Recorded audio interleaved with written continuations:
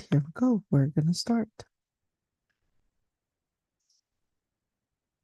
So, Assalamu alaikum wa rahmatullahi wa barakatuh, everyone. Inshallah, today we're actually in our 8th session for our Pearls of the Prophet ﷺ. And today, inshallah, we're going to be continuing what we've been doing before. And certainly, we talked about a couple things. Let's just kind of zoom out a little bit and what are we really doing? So we talked about the different areas that Allah subhanahu wa ta'ala, or we know that what we're supposed to be doing. And Allah subhanahu wa ta'ala was telling us that in order for us to maintain our identity, there are a number of different things that we have to maintain.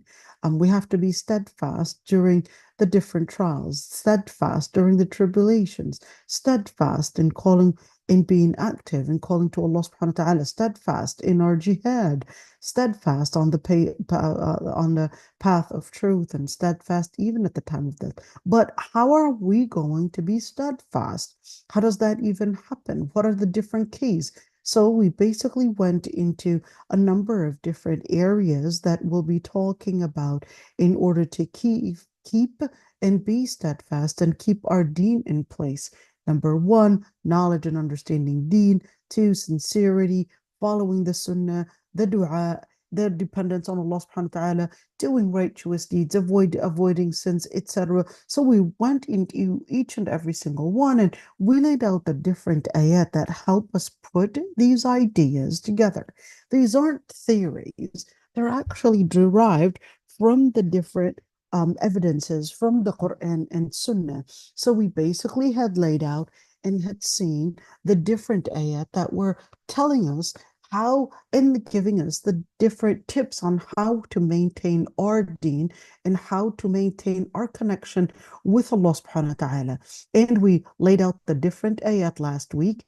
We also went, because this is the pearls of the Prophet ﷺ, we basically also did certain ahadith. Allahumma inni as'aluka thabata fil amr.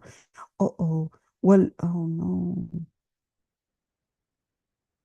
That's والعزيمة على الرشد وأسألك موجبات رحمتك وعزائم مغفرتك.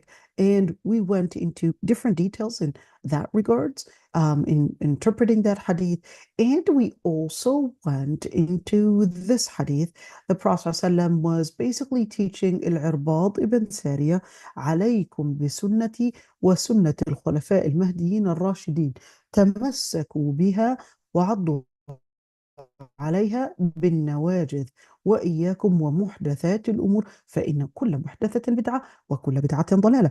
And we talked about how connecting to the Prophet ﷺ, and there's no way for you to really connect to the Prophet ﷺ's teachings unless you actually have the ilm and have the valid resources. And we talked about the valid resources. One, we talked about al-Khulafa.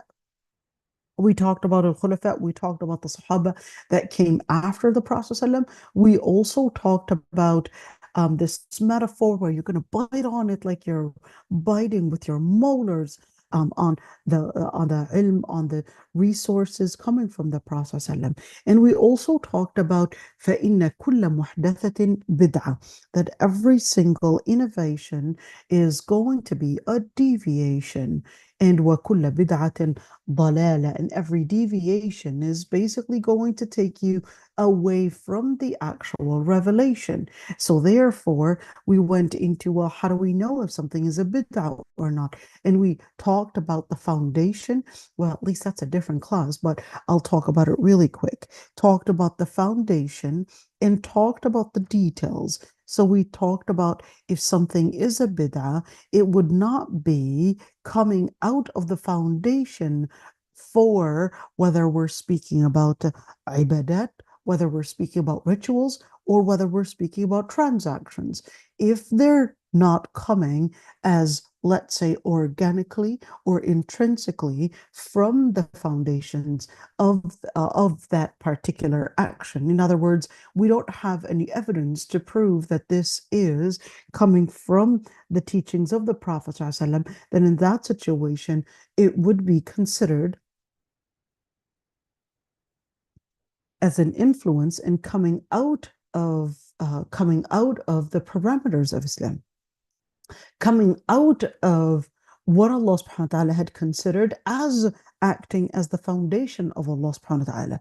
And therefore, it's really important to really learn what is the parameter that Islam had laid out for perhaps one ritual or another, or perhaps the different actions. Because if you're actually making your own your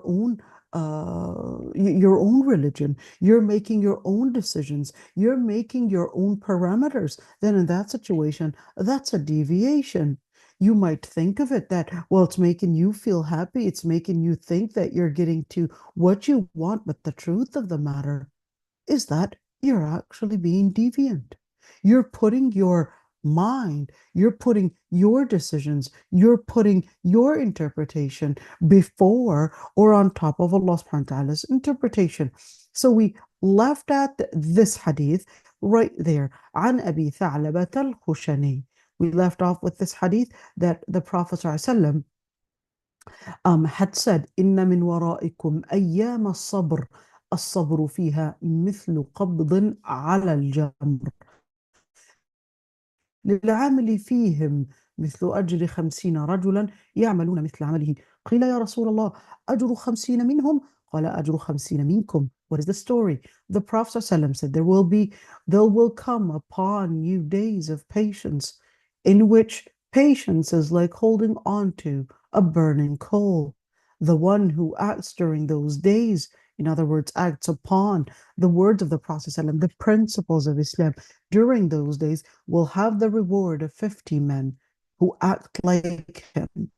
Well, this interpretation is not complete.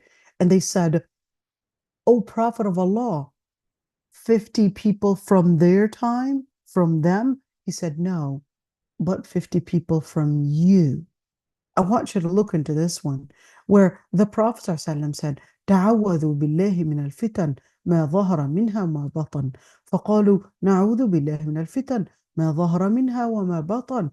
The Prophet ﷺ said, seek refuge in Allah subhanahu wa ta'ala from the different trials, the hidden ones and the apparent ones.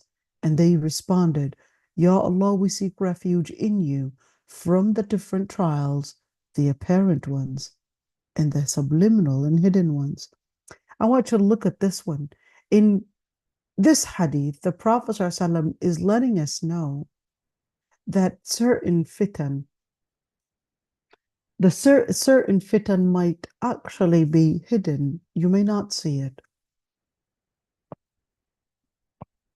Where perhaps you may not recognize that it's there affecting your children, or that it's there affecting you yourself.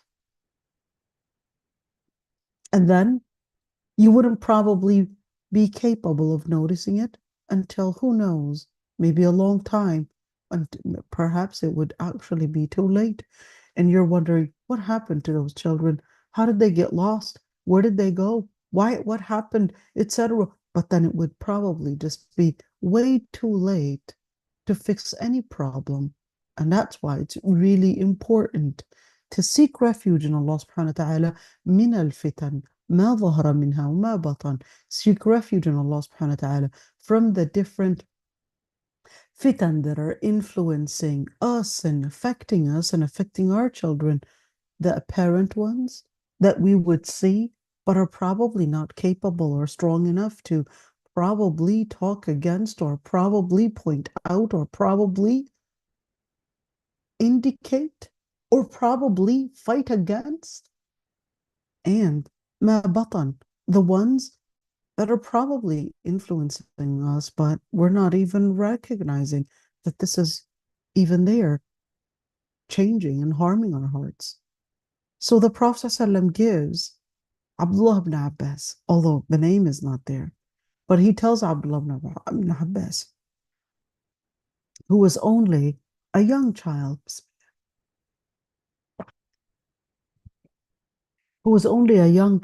and he was telling him, يا غلام إني أعلمك كلمات احفظ الله يحفظك. احفظ الله تجده تجاهك. إذا سألت فاسأل الله، وإذا استعنت فاستعن بالله، واعلم أن الأمة لو اجتمعت على أن ينفعوك بشيء لم ينفعوك إلا بشيء قد كتبه الله لك، ولو اجتمعوا على أن يضروك بشيء لم يضروك بشيء إلا قد كتبه الله عليك. رفعت الأقلام وجفت الصحف.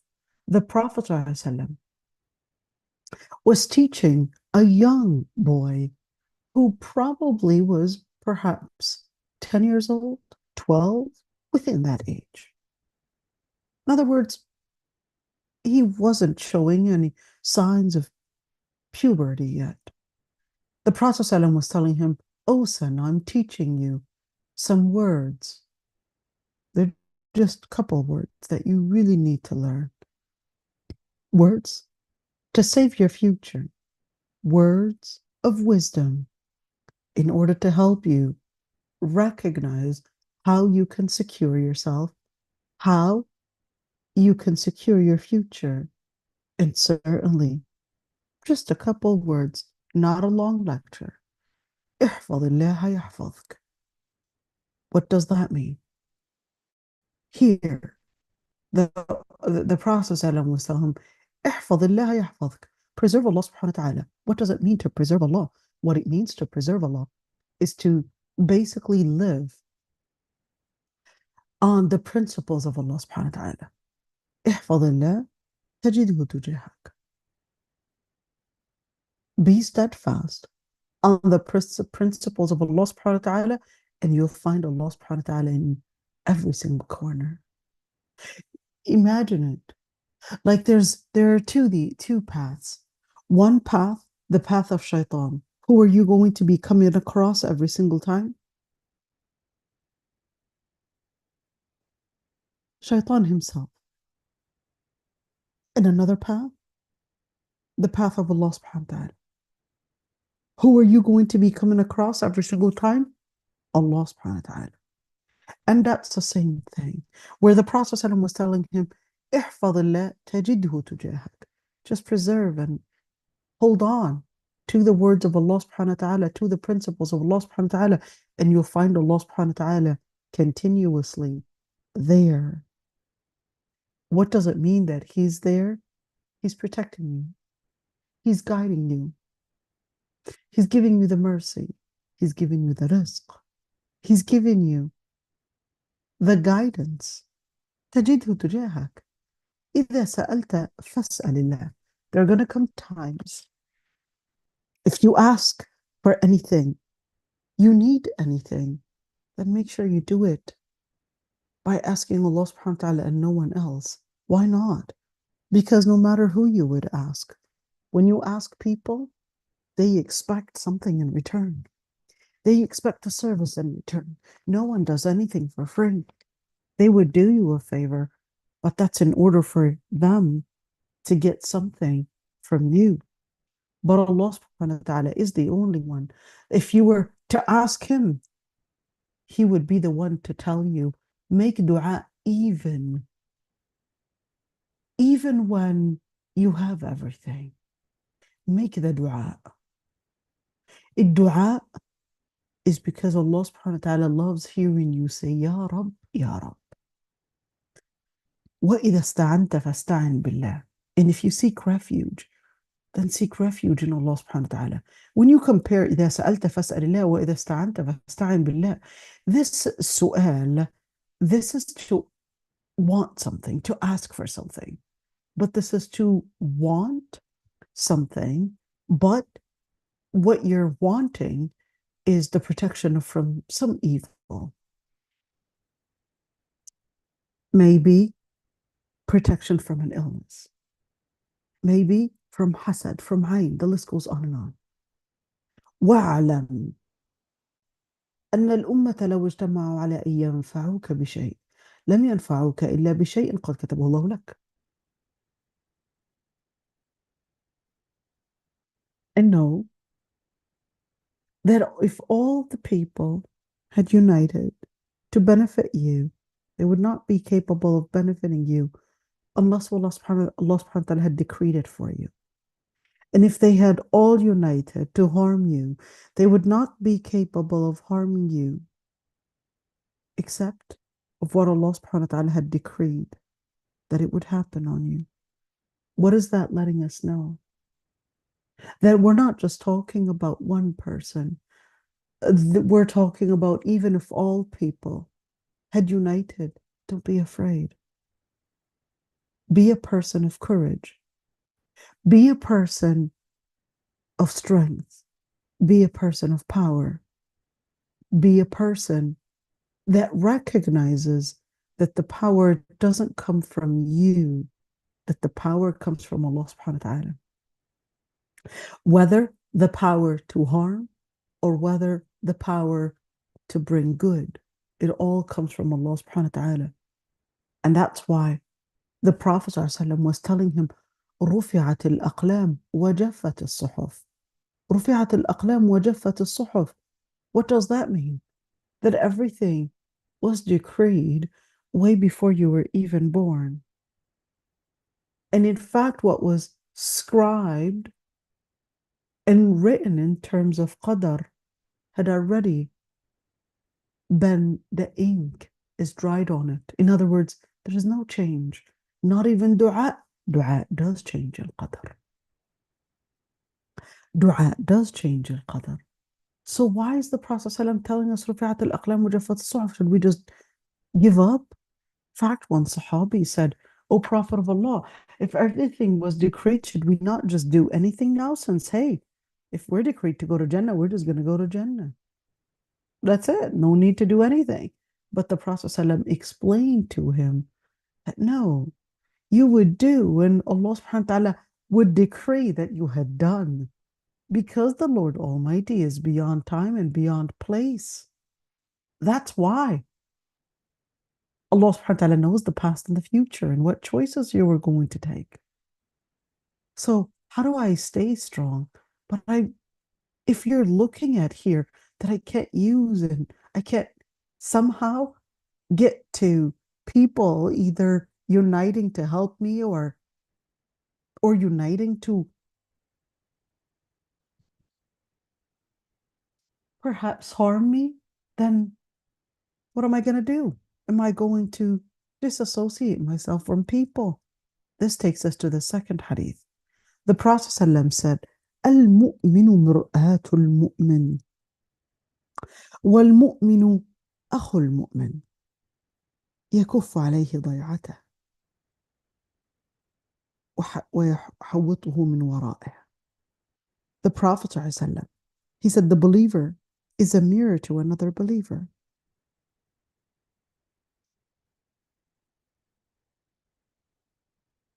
And the believer is the brother of another believer. He protects him from loss and guards him from behind. I want you to look at this one. When you say a believer is a mirror to another believer, in other words, you're at a strong faith, you're going to have an influence on the person that's in front of you. And this is important. You have to see who you're surrounding yourself with. Because you will, without you realizing, you will be replicating the people that are around you. You will be mimicking them, whether you noticed or whether you didn't notice, that you will be mimicking the people that surround you. So make sure you surround yourself with salihin. When he said, al-mu'minu mur'atul mu'min, if the believer next to you and the person that you're accompanying is a person that is of a believer, you're going to see yourself that it's taking you, that this person is taking you into a stronger faith. وَالْمُؤْمِنُ أَخُو الْمُؤْمِنِ, and the believer is a brethren to the believer. What is an akh? Al-akh and a brother is to give support. Al-akh and the brother is to basically be there whenever the others are basically leaving them alone, not being there to give them the support. يَكُفُّ عَلَيْهِ ضَيْعَتَهُ. Well, how does a brother actually help and become a brother to the other brother. يكف عليه ضيعته. He protects him from loss and guards him. What does it mean to protect him? If, for example, they had an illness, they'll basically do whatever it takes for them to probably get the remedy that is needed, or probably maybe need the insurance, maybe need the support, maybe need someone to just right there, perhaps make them feel and remember Allah subhanahu wa ta'ala. Sometimes it's not just an issue of having someone pay the cost or help you pay the cost. Sometimes it's an issue of someone redirecting the person from looking at the pain to looking at Allah subhanahu wa ta'ala. Sometimes you just need that person that has that iman to just remind you that no, don't look at the pain, but look at the gain you will gain from patience. You will gain from Allah subhanahu wa ta'ala. And you could see He protects him from loss and guards him from behind. Guards him from behind those moments when you did not expect things to go out the door like that. So what should I do? Well, a true believer would basically, whenever they probably had committed a sin, they wouldn't expose it. They probably had went through some shortcomings. They wouldn't go and start exposing their shortcomings. That's what it means to guard the back. You know that I had committed the shortcoming. You know that I had done something wrong. You don't go and just expose all of that to people, because you're supposed to guard my back. Even those moments where I probably couldn't see what was right, I probably tripped, I probably made the wrong choices, you were there to guard my back. Just at least preserve it. Don't expose my sins. And that's the same way when we're speaking about guarding the back, especially between husband and wife. Especially between husband and wife, we're commonly seeing that when a husband or a wife, they're angry at each other, probably at the brink of probably getting a divorce or anything. Each one is working to defame the other in order to prove to the people that each one is the victim. So in order to prove the other person is a narcissist, and that way I can present myself as a victim, what do? They would basically go and defame the person for every single thing that they probably did wrong. And certainly no one is perfect. She'll definitely find a lot of different moments where he was probably wanting this or he was wanting that, and therefore that really is to prove that he was nothing but a narcissist. And therefore she was a victim of a narcissist person, where, look, the therapists are saying that there's no way to cure a narcissist but to leave. And here we go. That's where I'm facing. And it's so easy to find those snippets that would somehow, make you feel that you're nothing but a victim and all of that. It's so easy that this person has no ghaiba. Could easily even give myself the fatwa that this person has no ghaiba. This person is nothing but a fasiq. This person is not even a good Muslim. So therefore, now I have the fatwa right there, ready for me to say it's halal to bite their backs, to bite their flesh, and to make them appear that they're right there, nothing but of but of halal food that everyone can bite on. I'll make his private information as nothing but public information. And without us realizing, we had just gone away from protecting them from the back. Because even if you may disagree with this person, even if you went through some form, I guess it didn't work out between you, it doesn't mean that from behind their back, when they're not around, that you would basically give yourself the justification to somehow eat their flesh and start exposing their sins. And that's why Allah subhanahu wa ta'ala had described the women that are salihin, described them as what? حافظات للغيب بما حفظ الله. What does that mean? حافظات للغيب, that they would preserve الغيب, the things that only her, she was exposed to all of his shortcomings, things that he probably had said in private. She would know about it in details, and she knows his shortcomings. She knows his sins, knows the wrong things that he had committed. But Allah subhanahu wa ta'ala described the salihin women, حافظات للغيب بما حفظ الله, that they would be preserving those privacies, and not only when the marriage is current, but even if the marriage had passed. Why am I here speaking about the women? Because as women, we tend to actually be more susceptible to forgetting and falling in this fitna than men. Why are you, is this a misogyny that you're saying?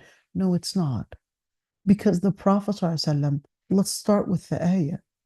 Allah subhanahu wa ta'ala talked about حافظات للغيب بما حفظ الله, because this was describing a salihah woman. Why emphasize حفظ الغيب?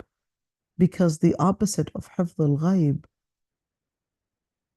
is very common and more common in women, or else you don't have any ayah that's letting the men know حافظون للغيب.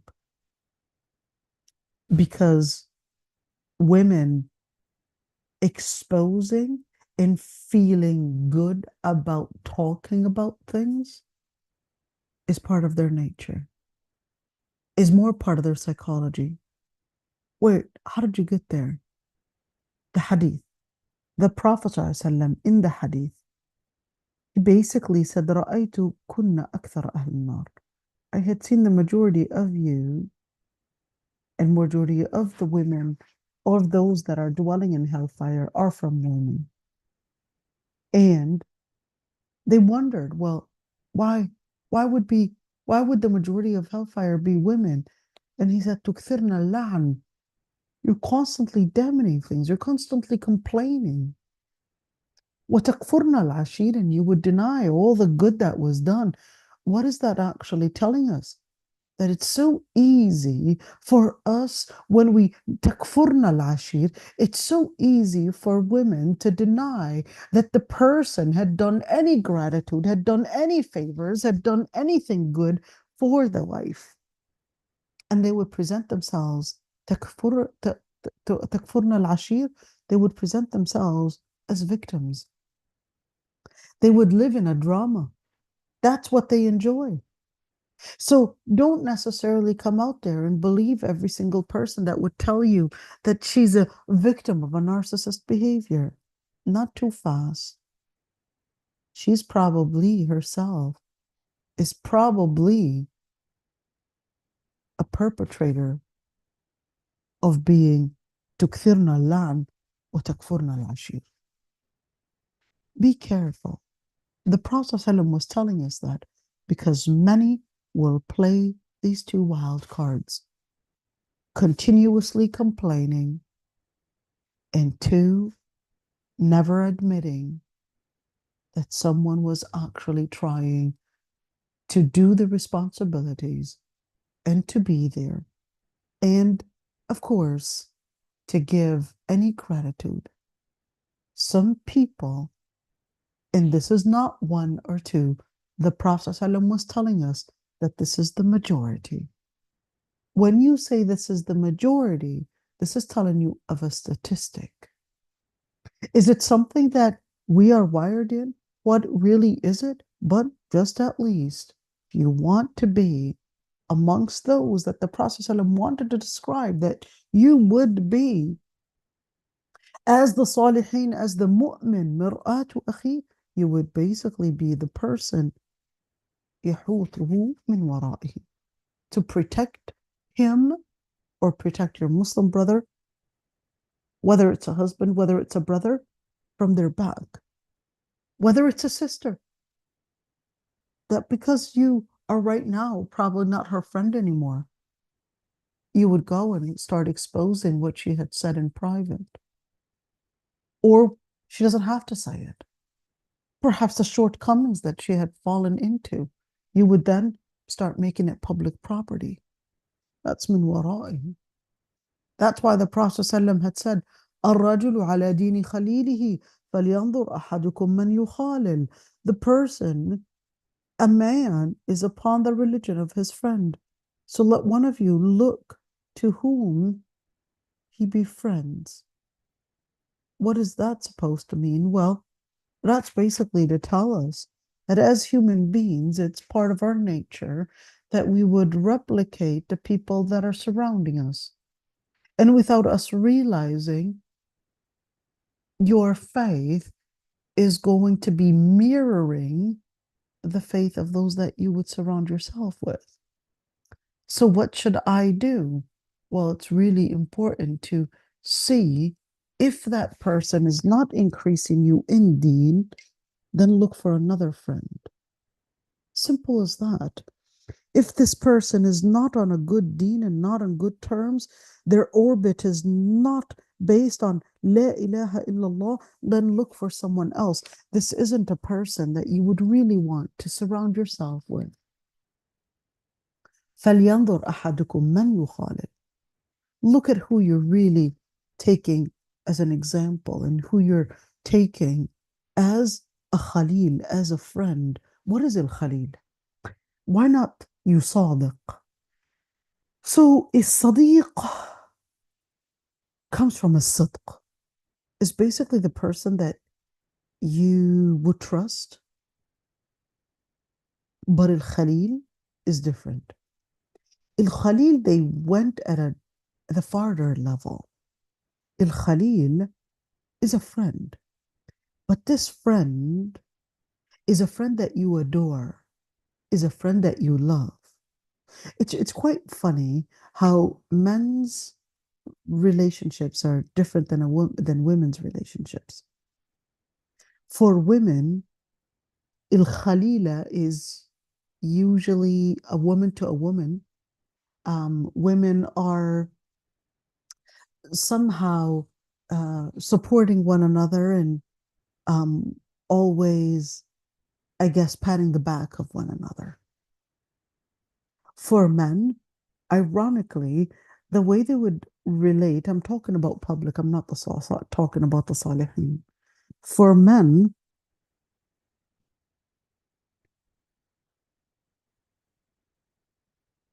the situation is rather different. For the men, they would put down each other, and this isn't supposed to be a salih thing. For the salihin, no, it's reminding of each other of khair. But I guess the way they would interact with each other is completely different than how women interact with each other. At the end, what we're supposed to be doing, فَلْيَنْظُرْ أَحَدُكُمْ مَنْ يُخَالِلْ, then therefore you would have to just look at those that you're taking as the orbit that surrounds you, as the person that you're going to be mirroring. Is this person increasing your deen, or is this person going to be taking you into regression of your faith? How do I know? Well, if this person is better than you, or at the same level of your deen. Okay, how do I know if they're at the same level or better or worse? What are they doing in their private time? What are you guys talking about? Are you guys talking about on what activity to engage in? Are you talking about things that are making your deen better? Are you talking about things that are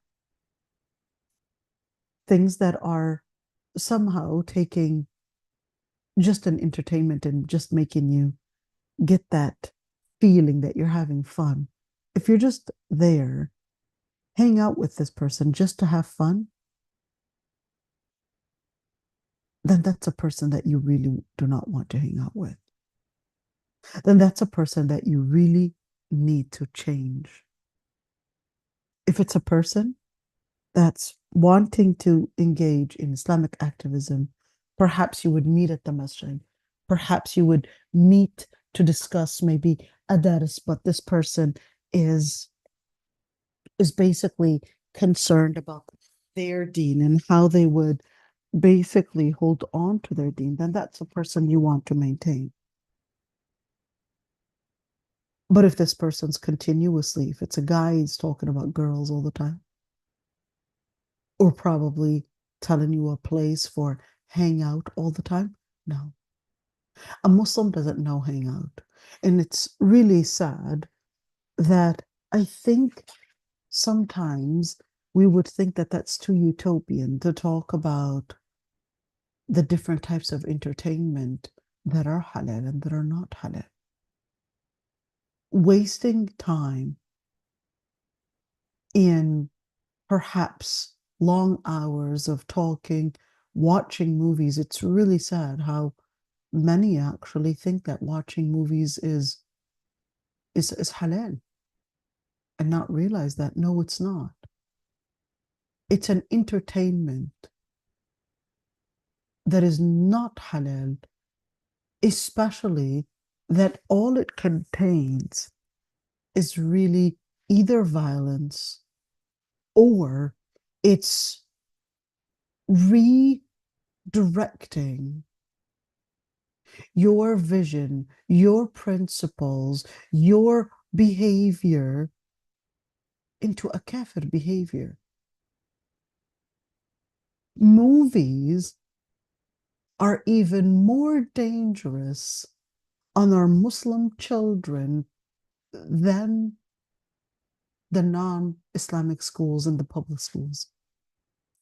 Because you're sitting at a movie and the way that the movie is played out, this supposedly hero or supposed to be the main character in the movie, you start without you realizing that you would like to take them as your celebrity.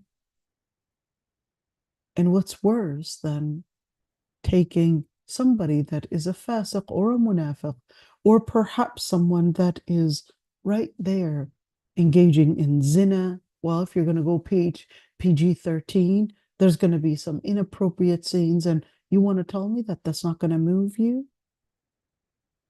In the words, the inappropriate words, the cussing all the throughout the movie, it's so sad that I barely hear anybody talking about movies and that they're actually haram, and that no, it is not befit for a Muslim man or a Muslim woman to sit and watch these kind of movies. Allahul Musta'an, where we're right now just tackling and talking about just issues like zina, etc. Those are definitely things that we need to talk about. But I think it's also important to talk about what led us to normalizing such harams. It's really movies. It's that whole media, mass media, and the friends that we would basically have that surround us that are supporting us in that way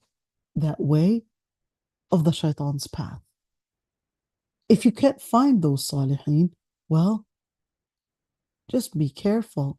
You got to change your friends. Even if you couldn't find those salihin, well, hold on to the path of the Prophet ﷺ and to the path of Islam, even if you were alone. So that's why it's important to just keep in mind that there's going to come a time when the Dajjal would actually come, when the masses had already been indoctrinated. The Prophet ﷺ said, من سمع بالدجال فلينأ عنه فوالله إن الرجل لا يأتيه وهو يحسب أنه مؤمن فيتبعه مما يبعث به من الشبهات. You just want to keep in mind that there's going to come a time, if we're not strong enough to face the different fitan out there, the different trials, just keep in mind that look at the way the Prophet ﷺ, why did I mention this hadith now? There's certain things that you just have to isolate yourself from and not necessarily say, I'm gonna face it. Sometimes the way to face it is by isolating away from it. That's the same thing where the Prophet ﷺ was telling us about the Dajjal. If you would hear about the Dajjal, then stay away and isolate yourself from him. By Allah, the man would come forward thinking that they are believers, and they would just follow them from all the different misconceptions that he would spread. There are certain things that you just have to be strong and make the decision that this is something that I have to completely isolate myself from. I have to leave instantly. Don't whatsoever give yourself any justification that I'm just doing this for. There are certain fitan that you just have to eliminate and cancel out one person after another if they're nothing but an addition to those people that are pushing you towards the path of hellfire. Surround yourself with salihin. Surround yourself with people that will hold your hand or even push you. Push me, yes, or even push me towards doing what is right. And this is extremely important. That's the salih person that you would want to surround yourself with. Now, inshallah, taking those ahadith, inshallah, we'll continue tomorrow. Tomorrow, is it? Yes, tomorrow, inshallah. And with those ahadith. So, subhanakallah wa bihamdik, nastaghfiruka wa natubu ilayk, nashhadu an la ilaha illa ant. If there are any questions, I'd be happy to answer them. None but Jazakallah khair. Jazakumullah khair for this beautiful class. Really Allah beautiful. yahfadak ya Rabbi. Allah yabarik fiki. Allah yahfadak ya Rabbi. So this is it. Inshallah, we'll stay for more of those ahadith, inshallah, tomorrow. Assalamu alaikum wa rahmatullah. وعليكم السلام ورحمة عليكم الله. السلام ورحمة الله وبركاته.